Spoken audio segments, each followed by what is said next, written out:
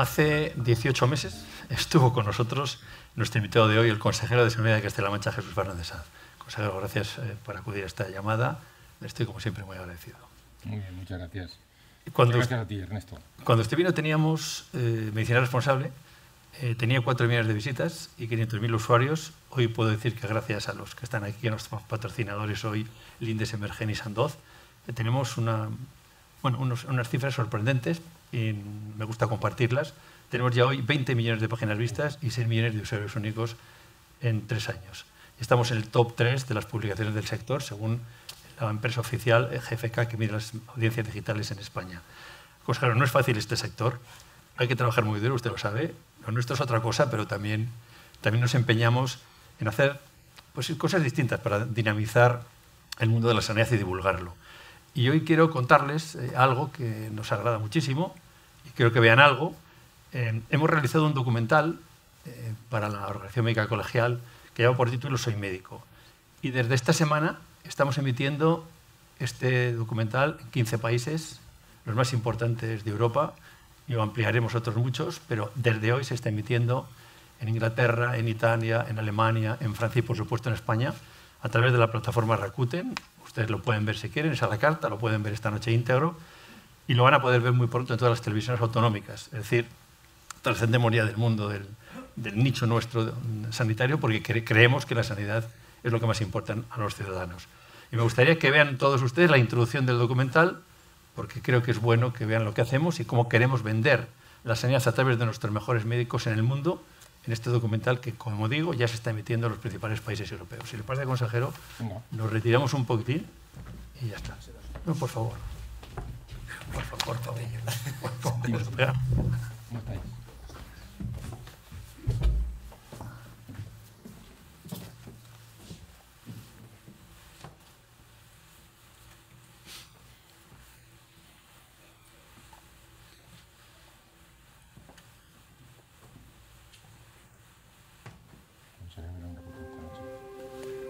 Está muy bien.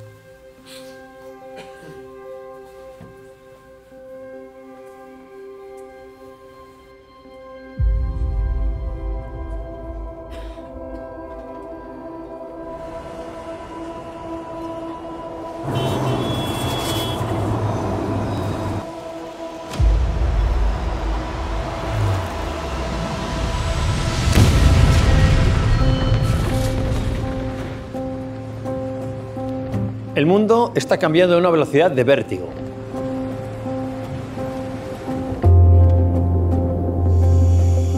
La medicina es uno de los campos donde más clara se ve la transformación que estamos viviendo y que nos afecta a todos.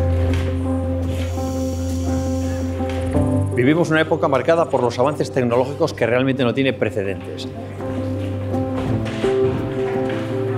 Hemos avanzado en los últimos 20 años probablemente más que en toda la historia de la humanidad.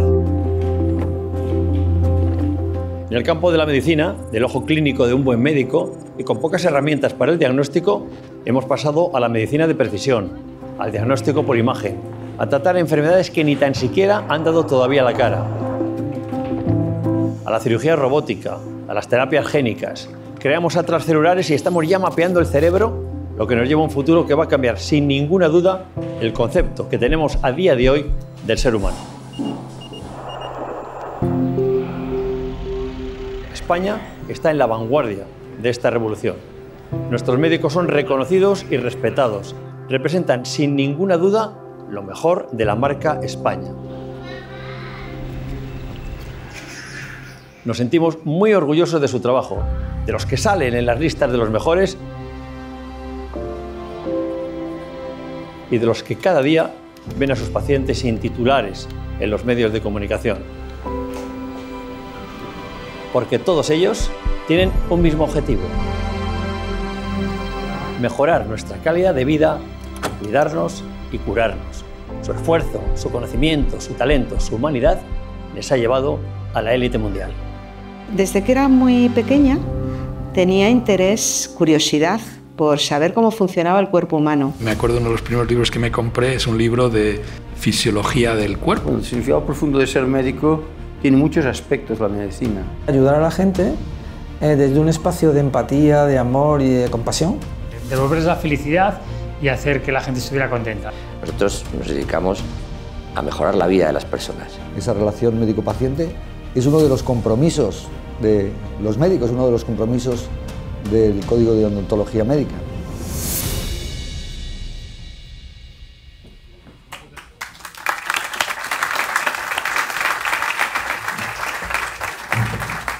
Gracias. Bueno, pues esto es lo que hacemos y esto es lo que...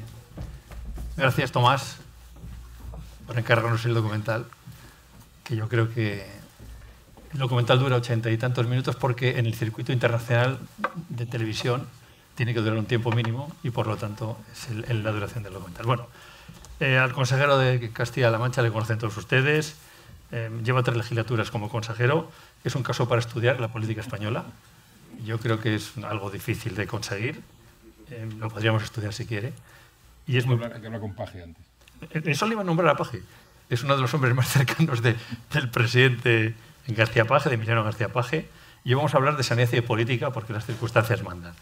Lo primero, hoy no ha podido venir mi director médico porque está en servicios mínimos por una huelga general.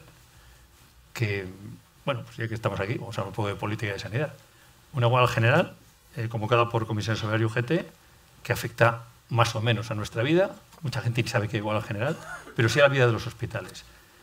Estamos en un punto un tanto extraño, ¿no? Hacemos una huelga por Gaza y a mí me sorprende que los hospitales tengan que hacer servicios mínimos por algo que no tiene ningún sentido para mí como periodista. Bueno, a mí también me sorprendió cuando tuvimos que firmar los servicios mínimos que me planteaban desde la Dirección General de Recursos Humanos. Pero así, estos son los tiempos que vivimos. Creo que hay que lanzar un mensaje primero de empatía y de tranquilidad y sobre todo de futuro. El Sistema Nacional de Salud, nuestro sistema sanitario, que aunque basado en sanidad y menos en salud, en lo que estamos caminando, es de los mejores posiblemente que haya en el mundo, hemos de cuidarlo. Yo creo que no podemos estar gastando tiempo, ni siquiera dinero, en flecos que lo que hacen es ir arruinándolo poco a poco. Y una de las cosas importantes es separarlo de la política. Yo creo que si despolitizamos muchas de las cuestiones que están metidas en el día a día de esta guerra ideológica, yo diría más política que ideológica, ganaríamos todas y todos mucho. Pero, oye, se empeñan los partidos en que la sanidad esté ahí arriba, en que tenga significado, como bien dice Ernesto, una huelga que no sabíamos que nos iba a afectar a la atención sanitaria. Y bueno, pues eso sí, hay que saber vivir con este día a día. También tenemos que saber adaptarnos. Pero el saber adaptarnos no nos va a mejorar el sistema. Nos va a mejorar el sistema cuando todos nos adaptemos a que el sistema se haga sostenible y lo cuidemos porque nos va a hacer mucha falta. Pues vamos a bajar un poco, permíteme la expresión, al barro, porque se ha politizado todo. El presidente Emiliano García Paje decía el domingo, y lo leo en la Fiesta de la Hispanidad, que hay un frentismo premeditado de las instancias nacionales. Y se refería al presidente del gobierno, obviamente. La última vez que hablamos, yo le pregunté, usted sonreía, si estaban en el esterreo del PSOE y de la Constitución. No sé dónde se encuentran ahora, porque siguen siendo la vanguardia donde se mira siempre a ver de oposición dentro de un gobierno que evidentemente es socialista, como la comunidad donde usted es consejero. Nosotros tenemos 3 premisas claras. Una, pertenecen al partido, que es un honor y es un orgullo, y vamos a defender siempre estas ideas. Ideas que están en la socialdemocracia, que están posiblemente muy cerca del centrismo, donde nos encontramos además geográficamente. Vamos a defender cómo es España, cómo es Castilla-La Mancha. Yo creo que no hace falta tener ningún máster ni doctorado para darse cuenta que este país lo que necesita es una situación moderada, políticamente hablando y socialmente hablando. La segunda premisa es, vamos a defender Castilla-La Mancha por encima de lo demás, por encima del partido, por encima de las personas que gobiernan en ese momento, porque lo que más nos interesa es la recuperación que hemos venido haciendo todos estos años de Castilla-La Mancha y ahora la consolidación, evidentemente. Puedo hablar de sanidad y de muchas otras cosas. Saben que en este momento somos de las regiones que más trabajo ofrece, donde el paro ha crecido menos y han crecido más la afiliación a la seguridad social. En definitiva, somos una región que, por muchos factores, también el estar cerca de Madrid nos favorece, también el estar en el centro nos favorece, también las comunicaciones, pero somos una región, en este sentido, centrista, que mira la socialdemocracia y que pone Castilla-La Mancha por delante. Y tercero, como dice Emiliano, y yo lo comparto, y además lo comparto y lo defiendo, el frentismo no ayuda a mejorar la vida de las personas. Y cuando eres una persona de responsabilidad pública, que puede ser en la política, pero puede ser en la sanidad o puede ser en la educación, de responsabilidad pública, de lo que te tienes que preocupar es de cuidar a las personas. No hay mejor satisfacción, no hay mejor resultado de tu vida laboral que el haber pasado por aquí y haber dicho, intenté y conseguí cuidar un poco mejor a mi gente, a la gente que vive a mi lado. Y esto el frentismo no lo cuida. Estamos más preocupados de lo que ocurre. Seguramente hablaremos, Ernesto, no quiero destrozar nada de tus preguntas, pero lo que ha ocurrido la semana pasada en materia de sanidad... Ahora vamos a ello. Bueno, es que estamos más preocupados por los flecos que de esto se desprenda que realmente por la vida de las personas, que es lo que nos tendría que preocupar. Voy a ir a ello, pero antes, ¿cuántas veces le han preguntado en los últimos 10 días o 10 horas? ¿Va a haber elecciones anticipadas? Lo digo porque según las encuestas yo soy el presidente del gobierno, Leo Atezano se convoco hoy, porque en votos serían 150 escaños para el PSOE y 82 para el Partido Popular. Yo convocaría mañana, aunque el presidente dijo ayer al ser, ¿cómo voy a convocar elecciones con la estabilidad que tengo en mi gobierno? Lo cual, en fin, eso no es oxímoron. Y no seré yo quien corrija al presidente, que para eso es presidente. Pero yo creo que eso es una decisión que hacen en casa día a día, ¿eh? No sé si se basan solo en las encuestas o en su impronta personal, pero me habrán preguntado no, seguro 15 veces, ¿habrá elecciones? Pues yo creo que va a depender de cómo estén las cosas en el día a día. A mí me parece que uno de los defectos mayores en la política actual, y no digo solo en España, digo actual, que no lo está pasando con Francia, uno de los defectos mayores es no mirar con faros de lejos. Estamos mirando con faros de cerca, estamos mirando lo que nos pasa hoy. Y esto tiene repercusión en nuestro día a día. No pensar en el futuro a 10, 20 años en política es estar trabajando con lo miserable en el día a día. Lo que ocurre hoy seguramente es de decisiones de hace 10 años. Y seguramente no hemos sabido llevar por buena vía o hacer una buena ruta de esas decisiones. No quiero llevarlo al símil de la sanidad, pero yo siempre ponía, cuando me decían, recién llegaba en el 15, en el 16, ¿qué es una de las cosas que peor se ha encontrado? Digo, pues alguien pensará que voy a hablar de dinero, o que voy a hablar de que han quitado a 3.000 profesionales de la sanidad, o que... No, lo peor que nos ha pasado es, de cara al futuro, que en el año 2012, quien gobernaba Castilla-La Mancha decidió dejar los especialistas que se forman en Castilla-La Mancha en 192. Y eso quería decir que los siguientes 4 o 5 años íbamos a tener 192 personas formándose. Quería decirse que en 5 años solamente podíamos disponer de 192. Eso para Castilla-La Mancha es una ruina. Ahora formamos 528. Y habrá que ir creciendo, porque lo más importante son las decisiones que tomamos hoy para mañana. Y eso en política hoy día no pasa, y por eso la repercusión es, ¿va a haber elecciones anticipadas? Pero ¿cómo le voy a contestar hoy va a haber elecciones anticipadas? Esto tenía que estar previamente previsto. Y de hecho, la respuesta tendría que ser no, porque cumple dentro de X tiempo. Cuando se hizo una previsión de 4 años y terminarían en mayo del 27, pues eso es lo que tiene que ocurrir. Lo que pasa es que para eso hay que tener más tranquilidad, y eso es lo que en Castilla-La Mancha ganamos.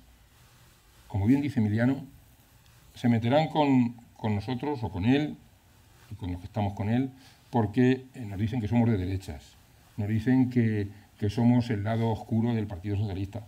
Sí, pero no nos dicen que somos los únicos que ganamos por mayoría absoluta. Eso no nos lo dicen. Y también lo tienen que poner en el saco. Le tengo que echar un piropo. Todavía mejor que Morante de la Puebla. No, es Pero que no se quite aquí la coleta. Y además no tengo balcón para salir a brindar. Y ni batín, ni batín. Ni batín, Muy importante ni batín de rayas. Bueno, vamos a ir a lo del frentismo en la sanidad.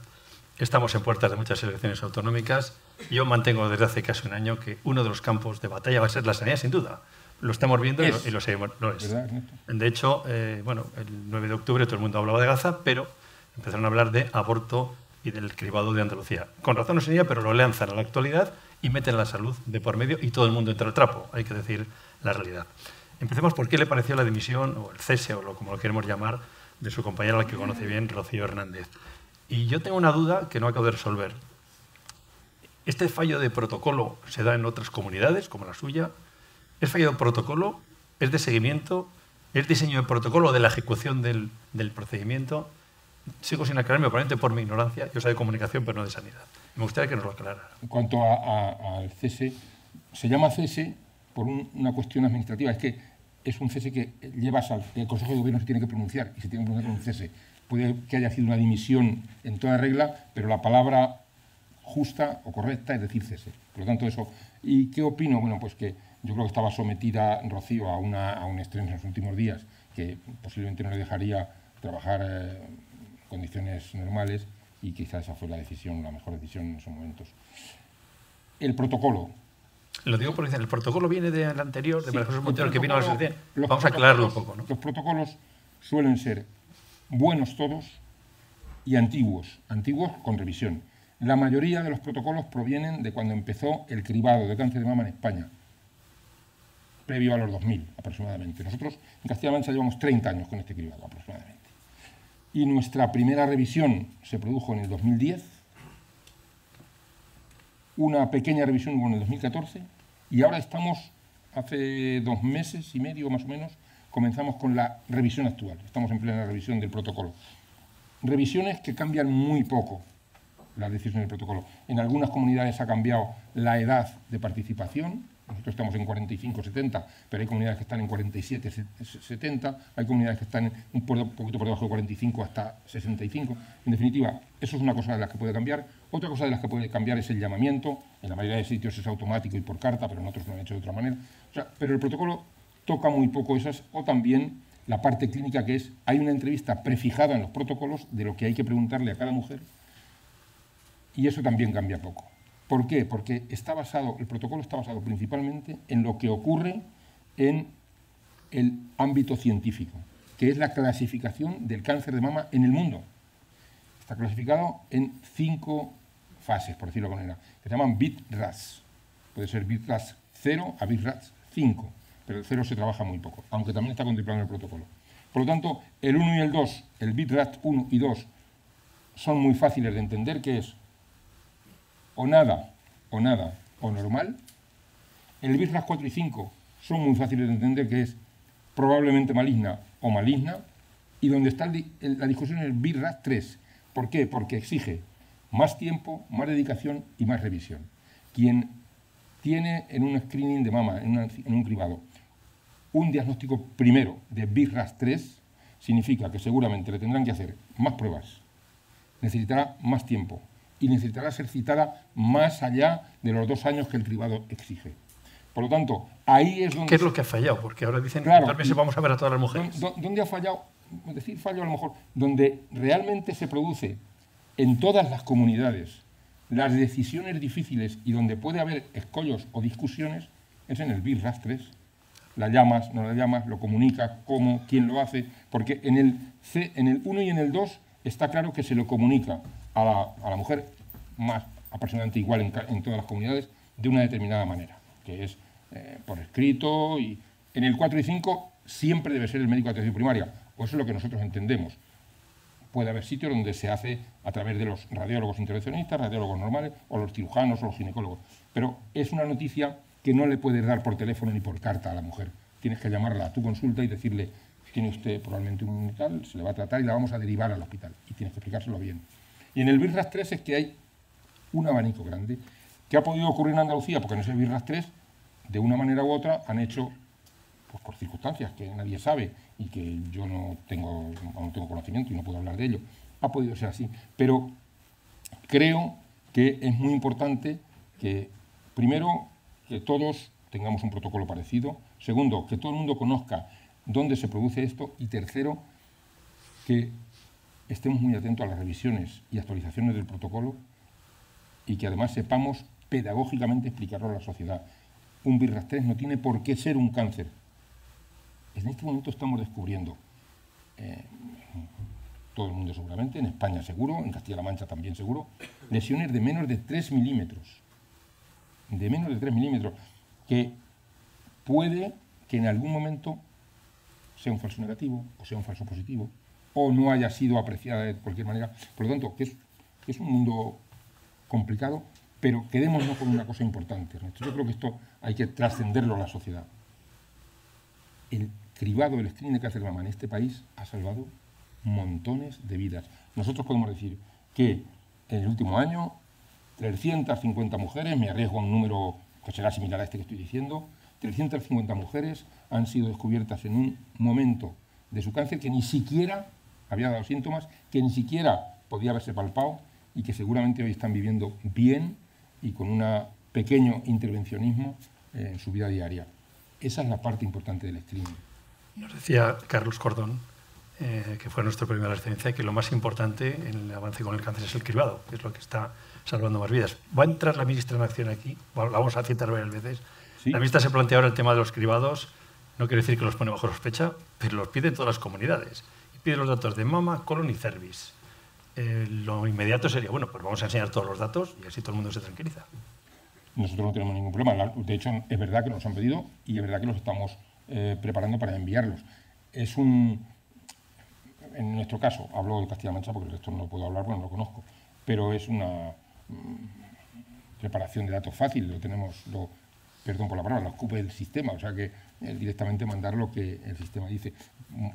Personas que participan, personas que son calificadas en esto que he dicho, en el colon, en el cervix de otra manera, el llamamiento es diferente en cada uno de los 3 screening, y de cualquier manera los 3 están teniendo unos resultados apabullantes. Es la manera con la que hemos conseguido que el cáncer en estos 3, pero también en otros órganos que no está en screening, porque la comunidad científica no piensa que se beneficie de screening. Ahora estamos trabajando nosotros en el pulmón con otras comunidades. Tenemos algún proyecto piloto ya porque queremos desarrollar el screening de pulmón. Pero lo más importante que hemos conseguido con los screening y con el desarrollo científico y tecnológico con respecto al cáncer es que podemos hablar casi de cronicidad. Bueno, casi no, podemos hablar de cronicidad. En este momento, la supervivencia del cáncer en este país es en torno al 57%. Esto es una maravilla. Solo hay que mirar 10 años atrás y estamos hablando de la mitad. Y la supervivencia a 5 años es del 68%. Según la Sociedad Española de Oncología Médica, lo que queremos conseguir en este país es que la supervivencia del cáncer en su conjunto en el año 2030 sea del 70%. Y esto habrá sido un éxito rotundo. Esto sensibiliza mucho a la opinión pública, porque estos temas, claro, con que una mujer pueda morir por una, no sé si negligencia o por lo menos que el protocolo no se haya llevado a cabo bien. Lo siguiente que se va a poner en escena, por lo que me cuentan, que algunos enfermos diagnosticados ya de cáncer vean que las pruebas se retrasan en el tiempo muchos meses. Es un segundo problema tan grave como el cribado. Y esto va a aparecer. ¿Está sucediendo esto también? Vamos a tranquilizar a la opinión pública de toda España, claro. A ver, los screening, por regla general, hablo de mi comunidad, pero seguramente en todas las comunidades, los screening tienen como una autopista de manera de hacer. Cuando diagnosticas de una posible lesión benigna, premaligna o maligna, lo habitual es que tenga unos tiempos diferentes a los tiempos normales. Esto pasa con las ecografías de mama, las repeticiones de mamografías, las mamografías con tomosíntesis, el OSMA, digo palabras que, bueno, no sé si la... La denuncia va a venir por los cánceres de riñón, concretamente. Bueno, la van a presentar mañana. Lo van a presentar en breve. Yo creo que lo que tenemos en el sistema es una oferta y una demanda muy alta. La oferta es alta, pero es que la demanda, y mucho más post-COVID, se ha disparado por muchos motivos. Seguramente porque diagnosticamos más, seguramente porque la ciudadanía se ha sensibilizado más y puede que tenga más miedo. Y la gestión concreta y controlada de la demanda y la oferta tiene que venir por la gestión de la entrada. O sea, estamos dando buena respuesta a lo que llega. Y lo importante es que lo que llegue sea lo que tiene que llegar. Perdón por el juego de palabras, pero como no gestionemos bien la entrada de las enfermedades o de las posibles enfermedades, esto puede ser imparable. Por lo tanto, sigamos teniendo para los screening o para el cáncer una autopista y seguramente de esa manera podemos ser mucho más ágiles para con esas patologías. Pero, y perdón que me alargue, también es arriesgado para el resto de enfermedades que al cáncer le estemos dedicando en el sistema sanitario casi el 40% de nuestra estructura.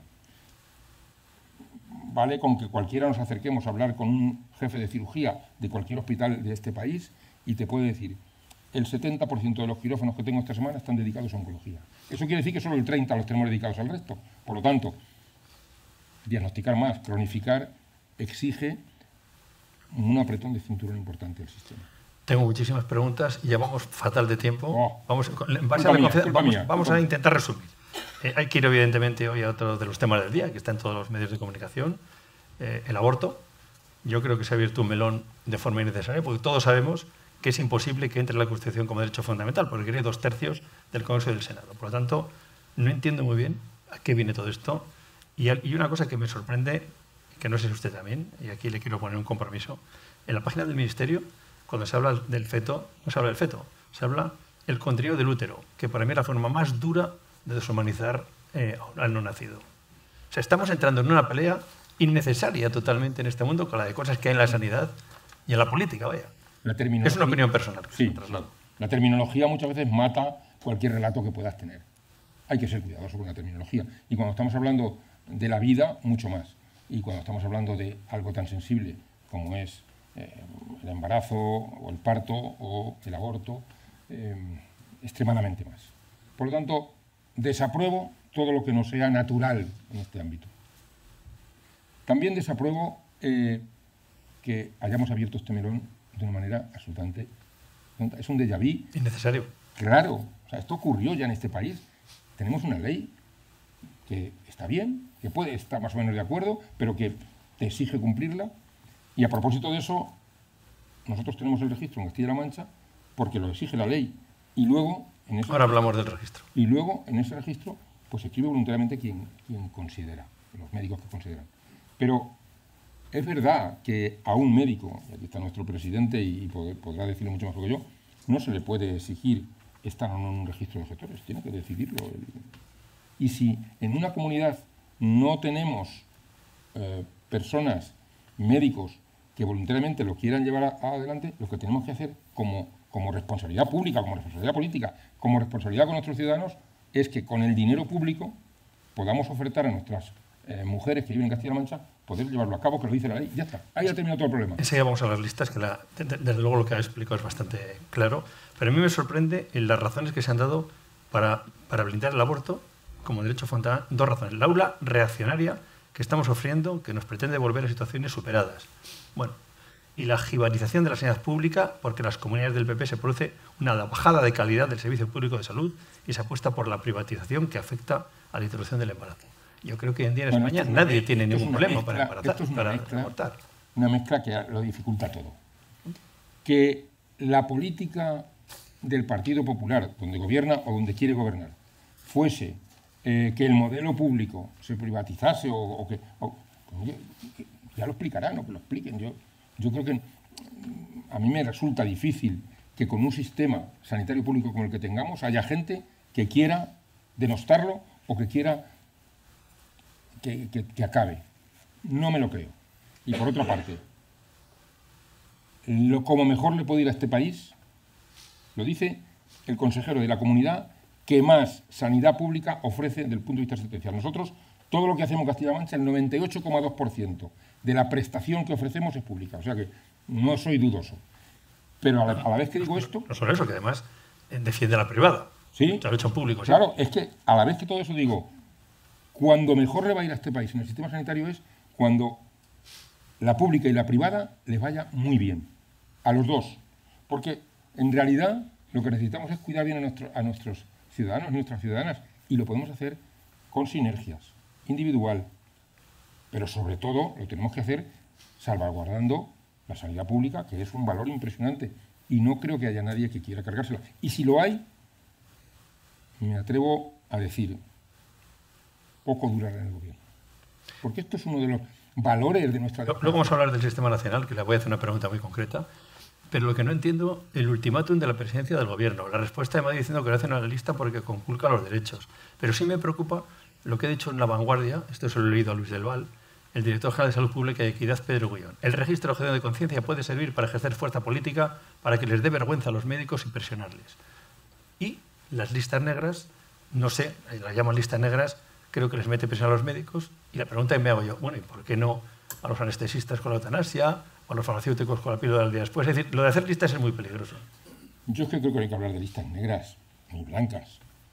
El registro es una fórmula legal y perfecta para esto o para lo que... A ver, ¿tratamos igual a los celíacos de este país si tenemos un registro bueno que si no lo tenemos? No, porque si no sabemos, si nos dirigimos a 1000 o a 1 millón, es imposible hacerlo bien.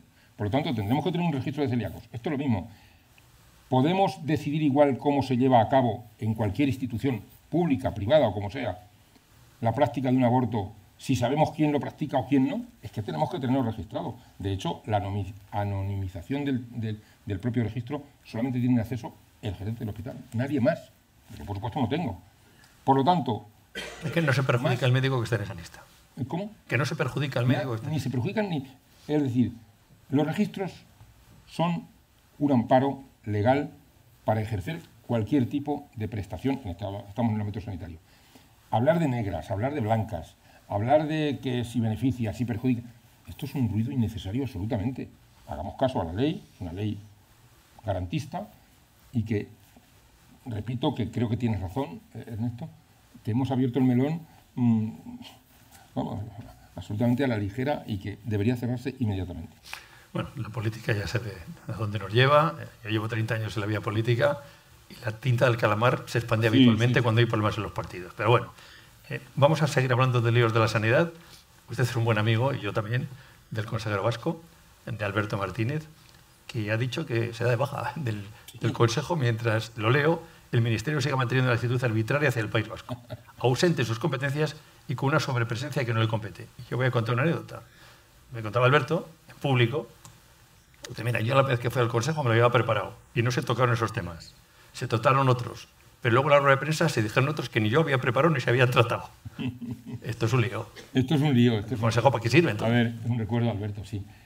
Creo que ya ha mejorado la relación, ¿eh? Creo que Alberto es un gran diplomático. Creo que recientemente han pactado que va a haber va a seguir en el Consejo. Es verdad que el Consejo Interterritorial debería ser, yo creo, que más escuchado. Creo que no ha habido 3 o 4 temas de mucho interés en el que las comunidades no hemos participado lo suficiente. Y es verdad que hay un juego político dentro del que yo ni participo ni me gusta, que es, efectivamente, previo al Consejo se hacen declaraciones que matan muchas veces el relato o la discusión que va a haber dentro. Se habla de temas a veces que son parece de poco calado o de menos calado que otros y se dejan otros con más importancia. Y en definitiva esto lo que hace es llevarnos a consejos muchas veces interminables y otras veces de discusiones estériles. Dicho esto, también tengo que decir que en el seno del Consejo hay un buen ambiente y que la relación entre consejeros y consejeras es magnífico. Es verdad que estamos atravesando un tiempo en el que las comunidades estamos molestas por una participación escasa en temas de mucho interés. No se está perdiendo mucho tiempo en discutir un estatuto marco que no va a salir, en el buen sentido. Es decir, es imposible. Es lo peor. Es imposible. Es la peor noticia. Bueno, ya la sabe antes que yo usted. Que no va a salir esa peor noticia. Es muy, muy necesario un estatuto marco nuevo. Es muy necesario. Y nosotros la apoyamos desde Castilla-La Mancha. No me consta que ningún consejero o consejera no lo apoye. Creo que todos, y lo han dicho públicamente y a mí en privado, están de acuerdo con un nuevo estatuto. Pero hemos empezado la casa por el tejado. O sea, no puede haber habido X reuniones, me hablan de 50, con una parte afectada, que son los sindicatos, los profesionales, pero quien tiene que ejecutar el 100% de las acciones que se escriban en el estatuto somos las comunidades. Y somos los que tenemos que haber estado en ese lado de la mesa. En la mesa no hay 3 lados. Gobierno, comunidades y profesionales. No hay 3 lados. Hay 2 lados. Administración y profesionales. A cada parte la representa, el Ministerio representa lo suyo, nosotros lo nuestro y los sindicatos lo suyo. Pero no podemos estar ahora aceleradamente diciendo las comunidades se van a incorporar. No. Las comunidades no se tendrían que haber incorporado nunca. Es que forman parte de. Incorporarlas ya es una palabra que ejerce cierta presión negativa. A mí me sorprende que las huelgas en España hayan sido de médicos, las últimas, salvo la de hoy. Y además la sociedad no lo entienden. No lo entienden. Bueno, del Estatuto Marco hablaría 1000 cosas. Se da cuenta que yo, oye, que le tengo yo aquí es un perfil de los más políticos, hablamos de cosas nacionales, y estoy dejando poco a Castilla-La Mancha, pero no tengo todos los días la oportunidad de hablar con usted. Yo hablo con muchos médicos y la pregunta que me hago, no hablo de las guardias ni de... ¿Cómo se les puede motivar? Porque yo veo que muchos que trabajan a destajo se forman, investigan, pero al final de mes, da igual que investigue mucho, se forme mucho, sean mejores o peores. Se igualan todos en el salario y la carrera profesional va con los trienios. ¿Y no habría alguna manera de incentivar a los jóvenes o los que mejor trabajan o los que más productividad dan a los hospitales para que esto se mueva un poco? ¿Tiene que seguir todo así? 3 cosas. Sé que voy a ser criticado, no pasa nada. Para eso vengo. Una, hay mucha variabilidad en el comportamiento de los médicos, no sé, de la comunidad médica en este país. Hay variabilidad de comportamiento. No todo el mundo está de acuerdo con que hagamos las mismas cosas o de la misma manera. Una. 2, estamos claramente ante una situación generacional muy diferente. La generación que hoy tiene de 50 en adelante es diferente a la generación que hoy tiene de 50 hacia abajo. Y eso hemos llegado tarde. Estaremos haciendo cosas en todas las comunidades, pero hemos llegado tarde. 2. Y 3, sería ideal, y nosotros estamos trabajando con ello, pero nos está yendo fatal, hay que decirlo, bueno, la autocrítica para saber cómo es el diagnóstico, en que quien mejor lo hace tenga mejores resultados, pueda disfrutar de las mejoras que eso conlleve. Y esto es muy difícil en el negocio nuestro. Es muy difícil, porque efectivamente la carrera profesional no es ni más ni menos que los años pasados. Me podrán criticar, pero es esto.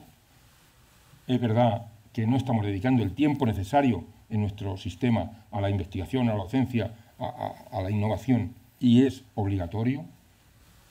Y es verdad que hay gente que merecería mucho más en nuestro día a día, mucho más reconocimiento de todo tipo, y que no tenemos herramientas para ello. Por eso el estatuto es tan importante. Yo creo que en el estatuto nuevo deberíamos contemplar situaciones de este nivel. Por lo tanto, es que hay tal variabilidad que motivar, que es por donde empieza la pregunta, es complicado, porque también a la hora de motivar, si no tienes homogeneidad, es mucho más difícil. Porque motivar no es ser amable o dar palmadas en la espalda, no. Motivar es dar motivos, y los motivos ante la variabilidad es complicado. Pero a mí me parece que el gran cambio para la profesión en el sistema es la discriminación positiva. De verdad, ¿eh? Porque es que hay gente que verdaderamente se levanta cada día para hacerlo muy bien. Y hay gente que se levanta cada día para hacerlo muy bien, pero se deja llevar más por lo ordinario.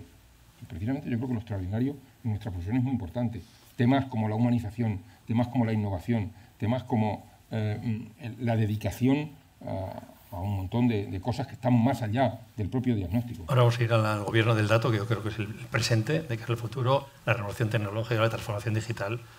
Pero me gustaría, un amigo de la cosa política en sanidad me decía esta reflexión, que no es fácil de asumir, pero tengo 12 médicos y me trabajan 4. Tengo 12 médicos y la verdad es los que trabajan son 4. Así están demotivados, me aumenta la lista de espera y además no tengo herramientas para arreglar esto, porque nadie se atreve a arreglar esto.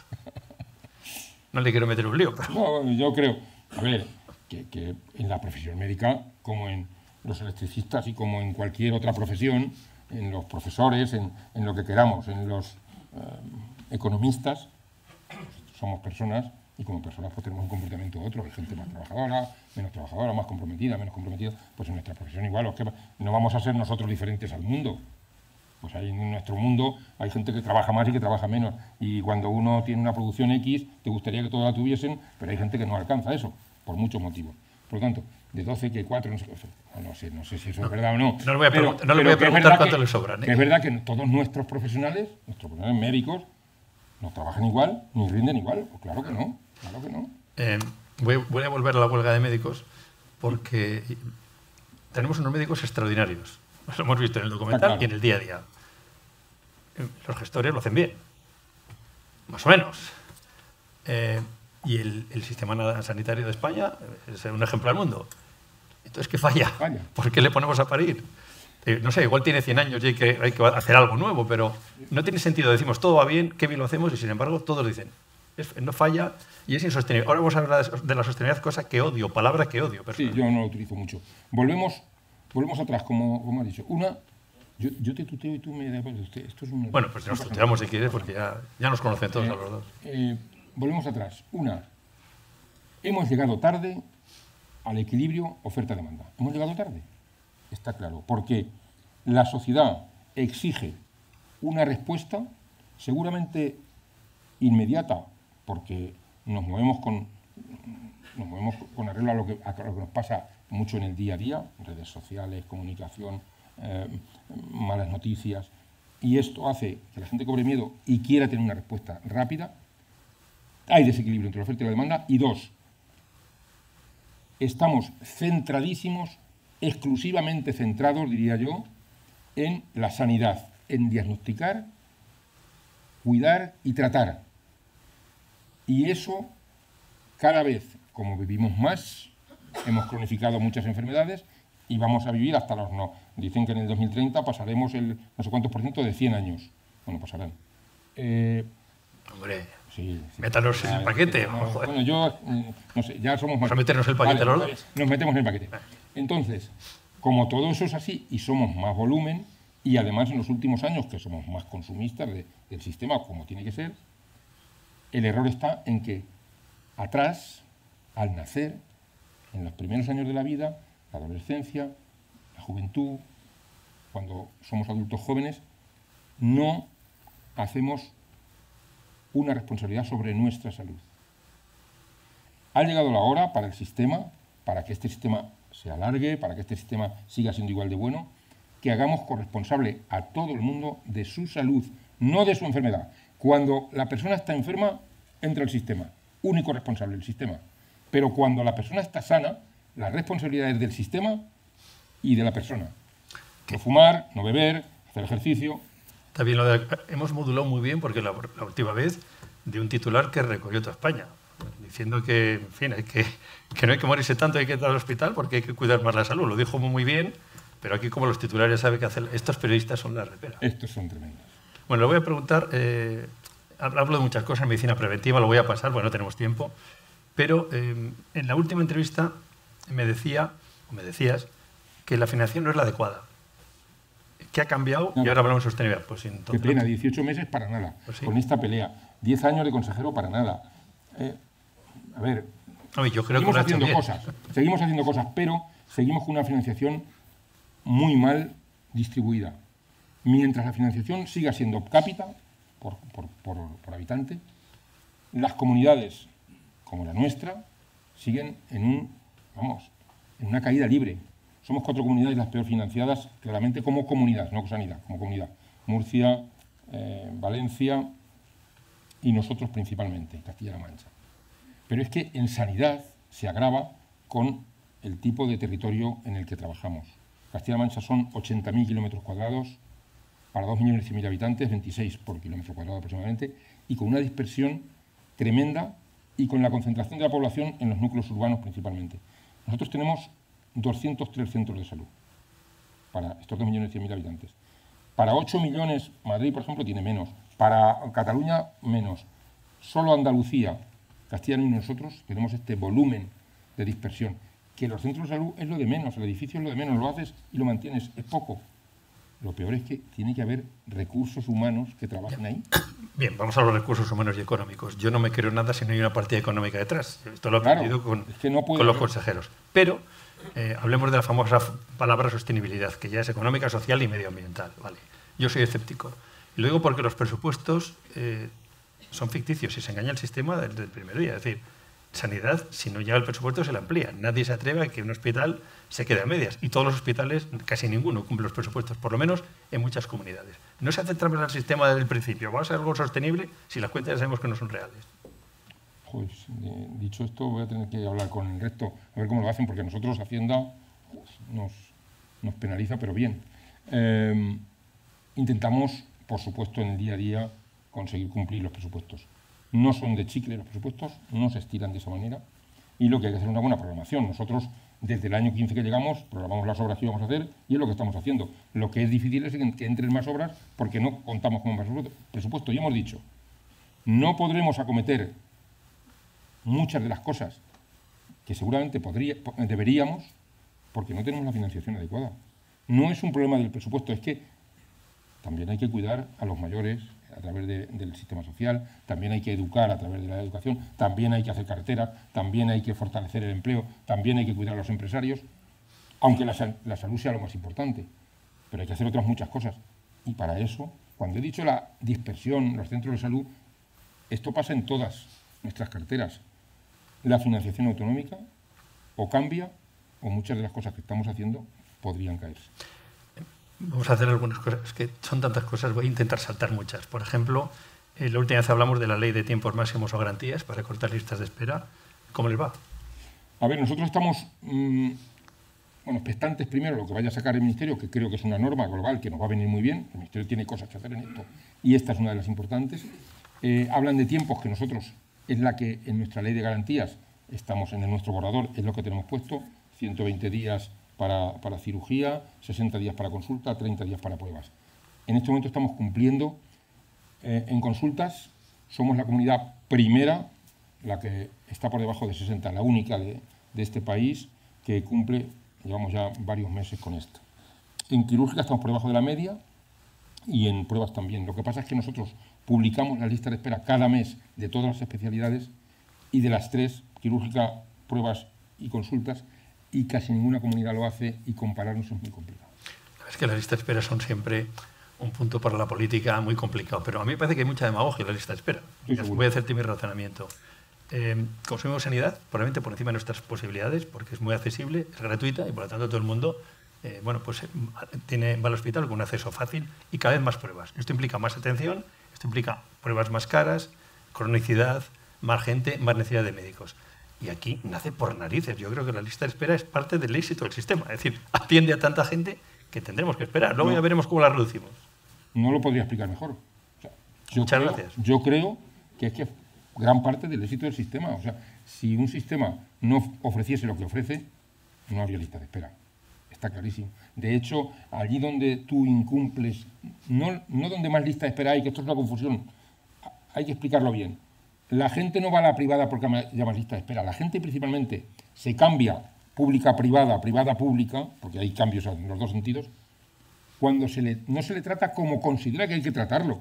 La accesibilidad o la lista de espera es una parte, pero hay muchas otras partes. La tecnología, la formación de los profesionales, la curva de aprendizaje, la modernización, la investigación. O sea, la gente no se cambia de un sitio a otro porque hay menos lista de espera. Es una partecita. Por lo tanto, es parte del éxito del sistema.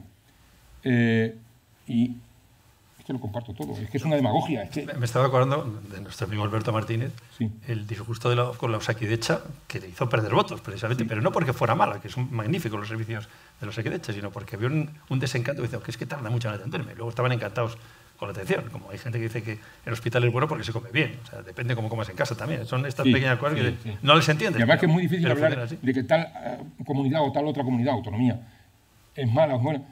Si estamos diciendo que el sistema nacional, que lo conformamos las 17, que sin una de ellas no sería igual, es muy bueno y está al nivel Europa-mundo de los mejores, no puede haber comunidades que tiran de eso hacia abajo de esa manera como muchas veces se dice, ¿no? Es mentira. Aquí tenemos gente de Semergen, ahora vamos a hablar un momento de la primaria, pero claro, la gente cuando lo atiende en la primaria se va a urgencias. Y hay unos datos que a mí me resultan sorprendentes, que los conoce perfectamente, del año 23 del Ministerio de Sanidad. El 70% de los pacientes que van a urgencias no requieren atención urgente ni ingreso hospitalario. Ahí vamos a la corresponsabilidad ciudadana, creo que es importante, pero se queda ahí y nadie lo corrige. Dato de 2024. En urgencias, tiempo medio para ser atendido, 50 minutos. De estancia, 3 horas, 17 minutos. Y en Castilla-La Mancha, datos de 2023. En urgencias llegaron a pasar 1.054.000 personas. Frecuentación por 1.000 habitantes, 504. Ingresos solamente el 11%. Así solucionar los problemas es muy complicado. Y hablar de economía, de financiación, de sostenibilidad y lo que queramos, vaya. Sí, es complicado. Lo que pasa es que el miedo de la gente, la incertidumbre, es muy difícil, esa angustia es muy difícil que las soluciones, sin que alguien que tú entiendes que es el sabio o sabia, te lo diga. Por lo tanto, ese es el motivo de ir a urgencias.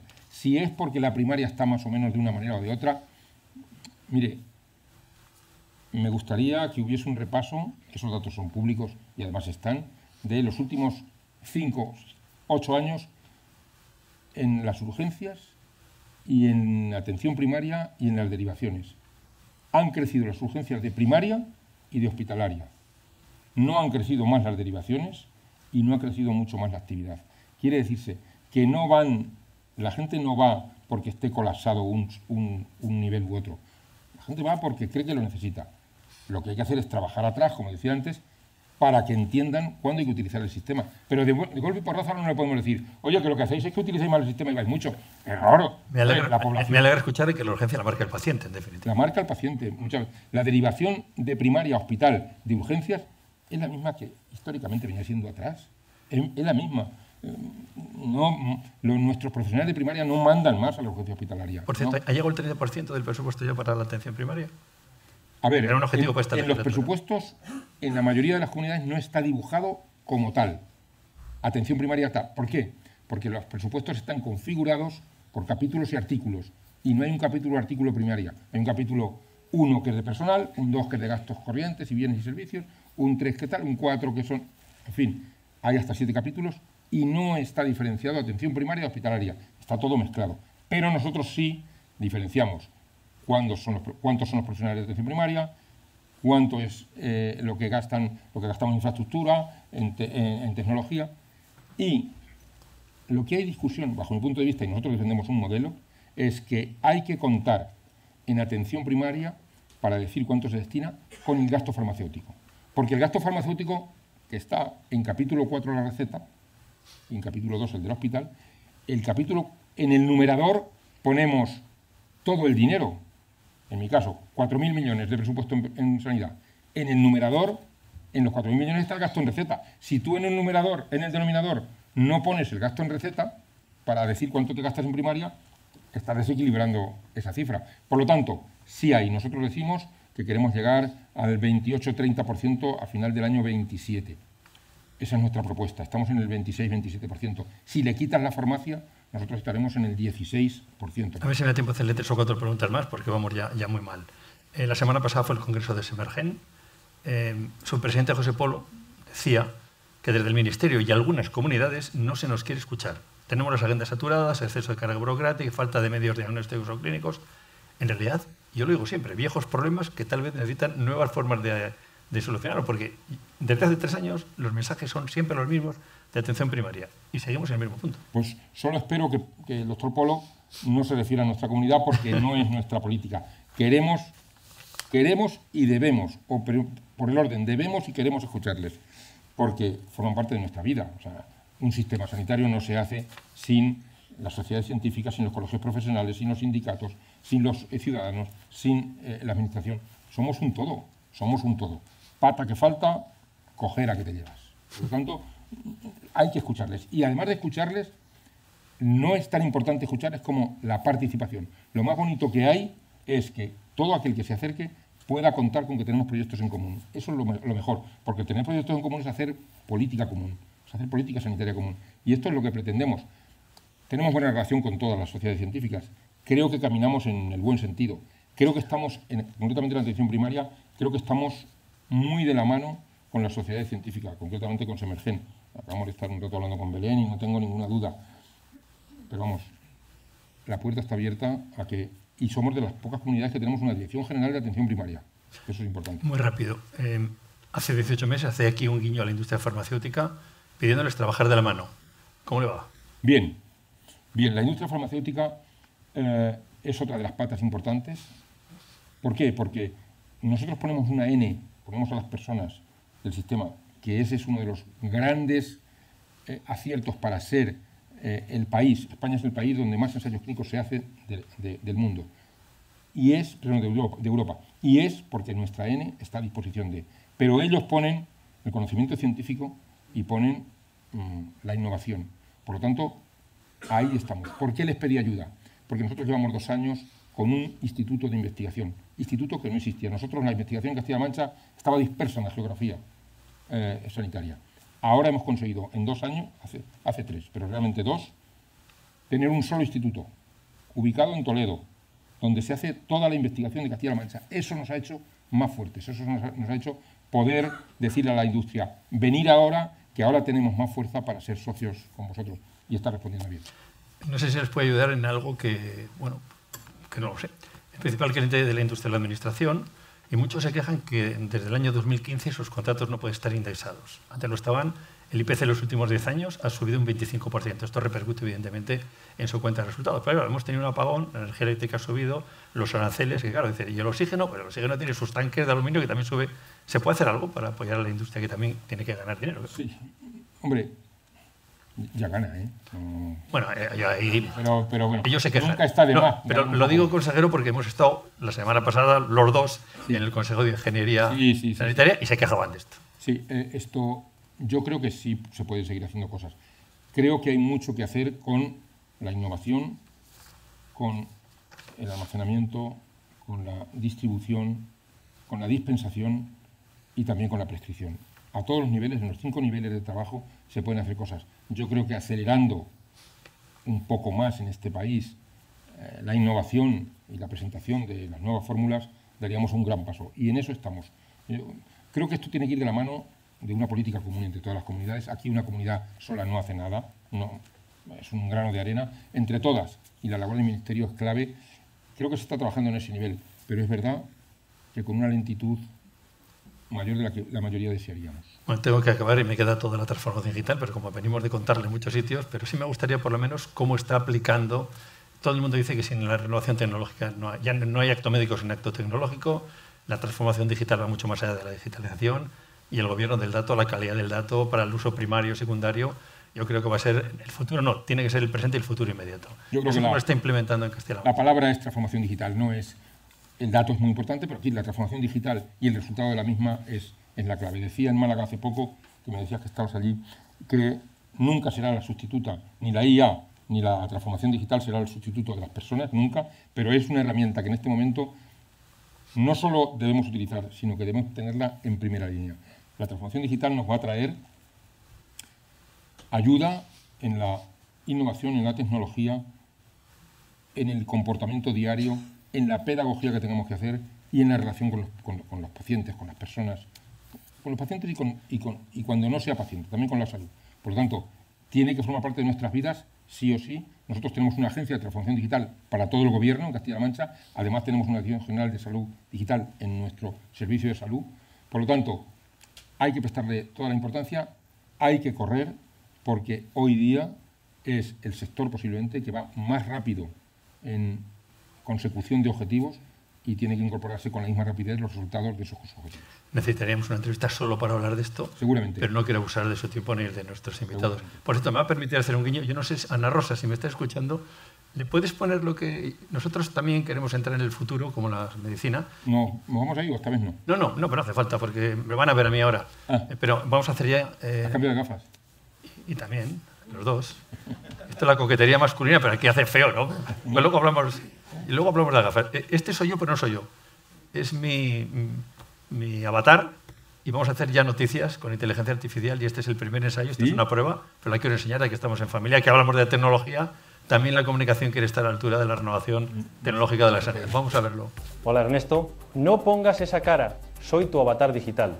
Me han creado para echarte una mano, más bien una voz y una cara, porque seamos sinceros, ya estás un poquito mayor y no llegas a todo. Presentar, opinar, madrugar, sonreír en cámara, eso agota hasta la mejor inteligencia artificial. Así que desde ahora yo presentaré tus programas, mientras tú te tomas ese café tranquilo o te das un paseo por el Retiro, que te lo has ganado.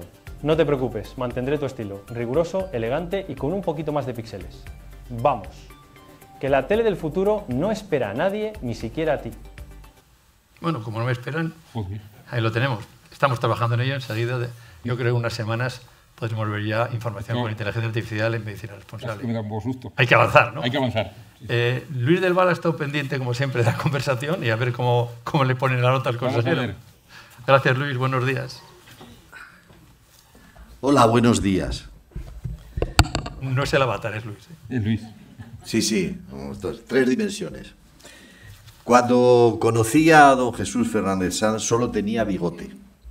Fue hace año y medio cuando Ernesto Sáez de Buruaga le hizo la primera entrevista. En esos 18 meses, periodo de 2 embarazos, algunas personas han tenido algún niño y el consejero de Sanidad ha tenido una barba. Pido perdón de antemano al Ministerio de Sanidad por mencionar lo de los embarazos, porque he observado que en los últimos meses de lo que más se habla en ámbitos ministeriales es de abortos. Los bigotes no pueden contemplarse en solitario y deben armonizarse con el rostro.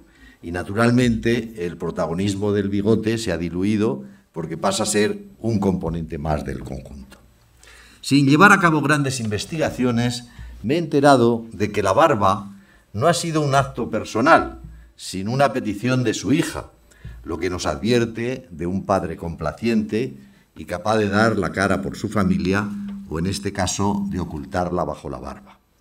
Pues bien, mientras el antiguo bigote solitario reforzaba la empatía de su expresión y estimulaba a confesarle cualquier debilidad, la barba lo ha amortiguado un tanto, aunque se recupera con la afabilidad de su mirada.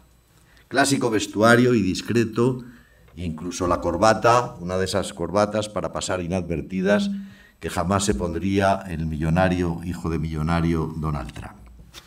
Pero la discreción no se somete a la comodidad y los puños de la camisa van sujetos con gemelos, acaso la concesión a los mocasines para evitar el engorro de los cordones.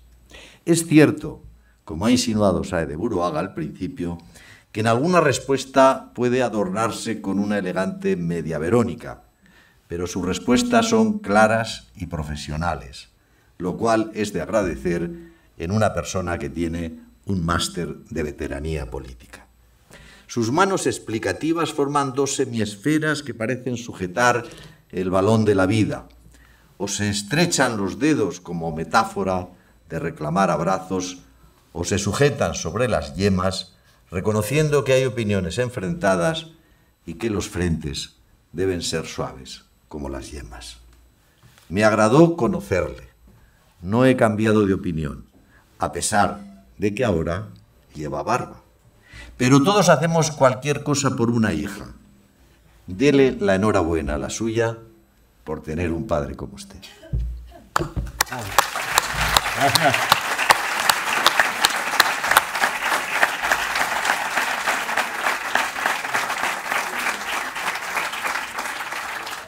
Dos orejas y remo. Joder, claro. Entonces, Es emocionante, ¿eh? No, sí. Yo le conozco hace mucho. Gracias, Luis. Se lo he escrito yo lo de hoy, pero le he dejado que lo lea él. Vamos a cerrar, como siempre. Voy a dar la palabra a Sergio García Ferrer, director general del INDE Médica. Sergio, por favor. Muchas gracias. Sergio, amigo. Bueno, de quién no es amigo el consejero de Castilla-La Mancha.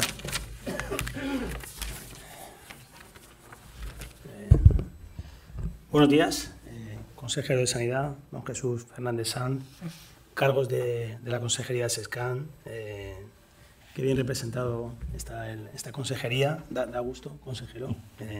Tiene un gran equipo, felicidades. Resto de autoridades. También quiero agradecer también a mi equipo de Linde Castilla-La Mancha, que está aquí. Javier, Francesco, Marina, Toñi. Es un honor estar aquí en representación de Linde Médica. Gracias, consejero, por darnos la oportunidad de escuchar sus reflexiones, cuáles son los proyectos y retos que tienen en Castilla-La Mancha y cómo desde la colaboración público-privada pues podemos ayudar a mejorar la vida, ¿no?, de los pacientes castellano-manchegos. Linde es una compañía con más de 100 años de antigüedad. En el sector de la salud damos suministro de gases medicinales a más de 250 centros hospitalarios. Y en el ámbito de las terapias respiratorias atendemos a 250.000 pacientes. En Castilla-La Mancha trabajamos junto al SESCAN atendiendo ya casi a 55.000 pacientes en las provincias de Toledo, Ciudad Real y Guadalajara. Nuestro compromiso con Castilla-La Mancha va más allá del ámbito asistencial y una muestra tangible de ello fue hace 2 años cuando inauguramos, junto al presidente Emiliano García Paje, nuestro centro del Indegas en Torija, en Guadalajara. Estas nuevas instalaciones permiten abastecer de gases medicinales en todo el territorio y garantiza el suministro de los más de 10.000 pacientes que hay con oxigenoterapia crónica domiciliaria y que atendemos en Castilla-La Mancha. Fue una inversión importante de 39 millones de euros que ha generado cerca de 100 empleos directos y colaboraciones con más de 80 empresas locales, ¿no?, que genera más empleo y enriquece el tejido empresarial de la zona, ¿no? También para atender a los pacientes de una forma más cercana y eficiente, hemos desarrollado una red de centros CAIDER que denominamos. Son centros de atención integral de enfermedades respiratorias. Son centros ambulatorios donde el paciente, en coordinación con los hospitales, recibe tanto el diagnóstico como el inicio y seguimiento del tratamiento de la patología, fundamentalmente de la apnea del sueño, ¿no? Pero también tenemos en Castilla-La Mancha, contamos con varios centros que están marcando la diferencia, ¿no? En concreto, en Guadalajara, es el centro referente nacional de modelo de CAIDER, ¿no? Para nosotros tiene un enfoque multidisciplinar donde se atienden patologías respiratorias complejas, pacientes de ventilación mecánica y bueno, es el modelo que queremos seguir e incorporar en el resto. Recientemente también en Ciudad Real pudimos inaugurar el centro CAIDER y mañana precisamente en Alcázar de San Juan vamos a volver a poner en marcha también un centro CAIDER y que hemos ampliado la cobertura, ¿no?, en toda esta región tan extensa. Otro ejemplo de colaboración eficaz que estamos llevando a cabo con SESCAN es el plan de choque para el diagnóstico de sueño, ¿no?, en el hospital de Tomelloso, ¿no? Por dar un dato, ¿no?, en solo 6 meses hemos realizado más de 1.000 estudios de sueño, dotando de recursos humanos necesarios, tecnología de última generación y todo esto para priorizar el tratamiento, el diagnóstico, ayudar a los neumólogos a poder priorizar en esta patología tan prevalente.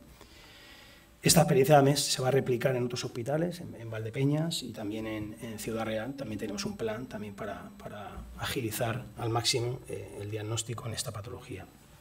Y mirando al futuro inmediato, pues seguimos incorporando soluciones innovadoras. Bueno, tenemos una plataforma de inteligencia artificial, AirGenius, que predice la adherencia del tratamiento de CEPA en pacientes con telemonitorización, con apnea del sueño, y nos permite priorizar estas intervenciones en los pacientes con baja adherencia. Y eso también permite optimizar también a los neumólogos las consultas, ¿no?, y focalizar el esfuerzo en aquellos pacientes que no están bien adheridos al tratamiento, ¿no? Esta inteligencia artificial ya está reconocida internacionalmente en Francia y en Portugal, y en España estamos finalizando ya un estudio clínico donde participan, por cierto, el Hospital de Talavera de la Reina, Toledo y Guadalajara, y lideran lo que es el reclutamiento de pacientes. Y en breve pues la idea es incorporarlo a toda la red de hospitales de SESCAN, ¿no? Son ejemplos claros de cómo la tecnología puede ponerse al servicio personalizado y la medicina más proactiva y preventiva, ¿no? Permítame terminar con una reflexión. Hace un par de semanas tuve la ocasión de estar en unas jornadas de humanización con Eusebio Azorín y bueno, estaba también don Ernesto. Recuerdo la ponencia, la charla en el que el factor humano, ¿no?, la empatía con el paciente, la mirar al paciente, escuchar al paciente, ¿no? Entonces, bueno, pues al final, por mucha inteligencia artificial, por mucha digitalización, eficiencia, no debemos nunca de perder de vista al paciente, ¿no? En esto en Linde seguiremos trabajando con responsabilidad, aplicando innovación, tecnología, pero siempre con el foco del paciente y desde el punto de vista humano, ¿eh? Muchas gracias. Gracias, Sergio.